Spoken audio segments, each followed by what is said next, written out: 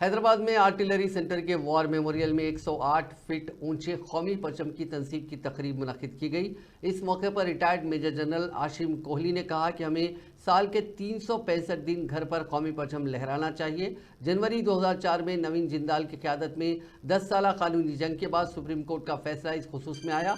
इस फैसले के बाद हमें रोज़ अपना कौमी परचम लहराने का हक मिल गया है। फ्लैग फाउंडेशन में हमने ये मुहिम हर दिन तिरंगा हर घर तिरंगा शुरू की है। उन्होंने आवाम से अपील की कि हर रोज़ अपने घर पर परचम लहराएं।